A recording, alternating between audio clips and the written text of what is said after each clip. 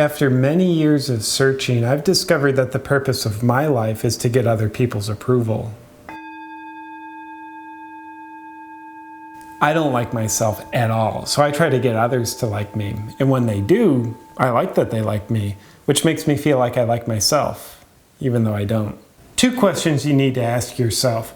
Who do I need to become, and how do I need to act in order to get this person to like me? When you get approval, it gives you a deep, permanent satisfaction of feeling happy for about 5 minutes. And if you don't get people's approval, it means you're unlovable, flawed, and you make people's lives worse just for existing. If people saw the real me, they could never love me. But when I'm being who I think I should be, then people can definitely love the person who I'm pretending to be. I recommend hiding your authentic personality traits because they might make people not like you. And if you hide them, then people cannot not like you because you're not exposing any of you to them for them to not like. You're protected. If someone doesn't like you, then you have no business liking yourself. You don't want to express your natural gifts and brilliance because most people don't express theirs. You actually hurt people when you shine because it reminds them that they don't allow themselves to shine. And they'd certainly disapprove of you for that. Let me break it down for you. If this jar is you, and these rocks represent your innate gifts, then you want to put your gifts inside of you where they belong. And then you want to put the lid on the jar.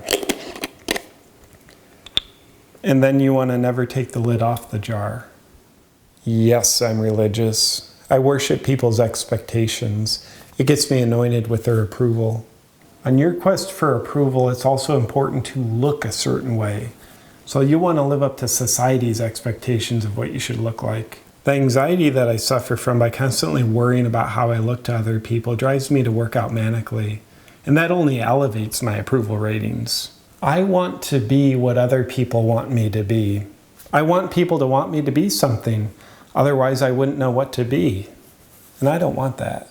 You'll definitely want to carry the burden of living out your parents' failed hopes and dreams. Whatever they didn't have the courage to try should be on your shoulders now. 5 years ago, I sat down with my parents to have them coach me on how I can be less of a severe disappointment to them. It turns out to get my father's approval, all I have to do is make millions and never show any emotion. And all my mother wants from me is to give her grandchildren, never let another woman be more important to me than she is, and for me to be completely responsible for making her happy. No problem. Because I'm used to getting a sense of worthiness from other people for my whole life, now that I'm in a relationship, I'm constantly terrified that my girlfriend's always on the verge of leaving me, so I hide who I really am from her. Because I'm afraid the real me would just drive her away. The fact that JP is terrified to be himself around me and always desperately begging for my approval makes me feel like I'm with a real man. The most powerful word in the English language is should. You should always follow your shoulds because they support you in getting more enmeshed with other people. And other people is where approval comes from. It absolutely eats away at me when I don't get enough approval. I've actually never quite gotten enough. But because it's really hard for me to breathe right now, I can only assume that after 36 years of trying the same thing over and over again, that I'm now on the verge of finally getting enough approval to make me truly happy. And that's how you win people's approval.